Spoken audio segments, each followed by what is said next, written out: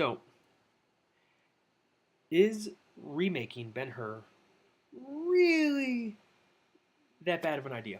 Um, okay, so yes, I've seen the trailers, so the short answer is yes, but I think there's more to it than that, right? Because you have some movies where we're okay with the remake. For example, The Departed, but we're not okay with RoboCop, but we're okay with Ocean's 11, but we're not okay with Ben-Hur, Total Recall. So what is that line? What's that line that makes this okay, but this not okay? Um, I want to just discuss three films and hopefully 3 points that get to the heart of the issue. The first film is Dog Day Afternoon, right? So Dog Day Afternoon, if you this is filmed in the 70s. The thing about Dog Day Afternoon is that it was a movie of its time. What do I mean by that? If you were to break down the bones of the movie, it's actually a typical bank heist movie gone wrong. There's been a ton of them, everything from Point Break, The Town, Bank Job, Inside Man, Takers. There's a ton of those. What makes Dog Day Afternoon unique, and why, if you haven't seen it, you should, is one, you get a young, passionate Al Pacino, just hungry, at the top of his game actor, just a killer performance. And second, in one of my favorite scenes in that particular film, there's a scene in the movie where Al Pacino's in the bank, the cops are outside, and there's a crowd of protesters, and Al Pacino goes out to the crowd, and he's like, Attica, Attica, Attica. And the crowd goes crazy, they're cheering, and it's all sorts of chaos. It's a really cool scene. So what is Attica? Attica was, there was a prison there, and the cops, there was a prison riot, and the cops came in, guns blazing, killed 39 people, 10 of which were prison guards, and then they turned around and lied.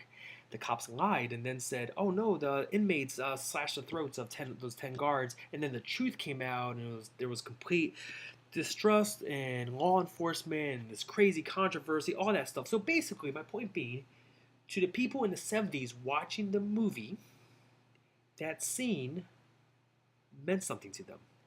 The best scenes in Dog Day Afternoon were of its time. Yeah, you can try to translate it. You can do a one-to-one remake and translate and try to find some kind of event that's kind of similar. But that movie was of its time.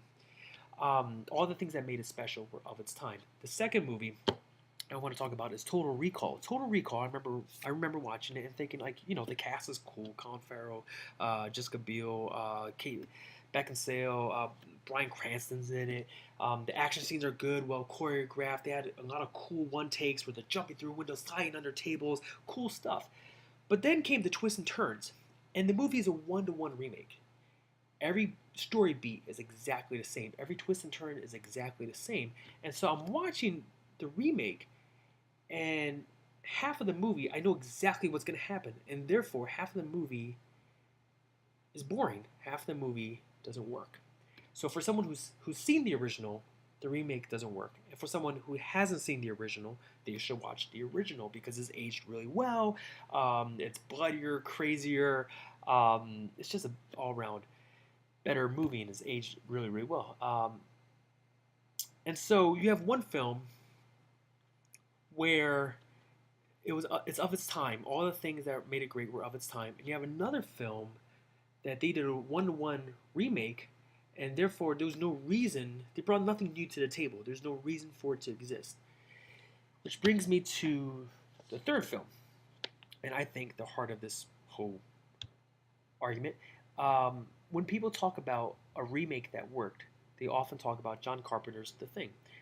Now, The Thing, cool, about The Thing is that it was this old black and white film that John Carpenter used to watch as a child. And when he got older, became a filmmaker, he went to remake it. He based it on the original book that it was all based on, so it was actually closer to the source material, and he just killed it, knocked it out the park. Fantastic film. But here's the thing. This is it. This is the most important point. This is the line. This is the line that separates this that we're okay with and this over here that we're not okay with. John Carpenter loved the original Thing more than we did. You have over here films where it's about brand recognition and marketing, and and people that just watch remakes. And over here, where the filmmaker actually gave a damn. And that's true, if we're being honest, that's true of any film, regardless if it's a remake or not. Remakes is just kind of worse because you can see it done right.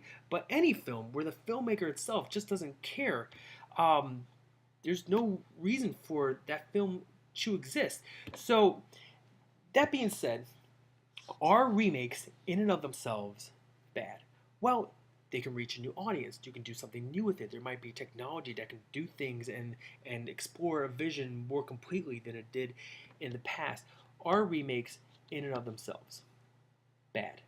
Well, here's the thing. Any film where the people making the film don't care, we should never support that.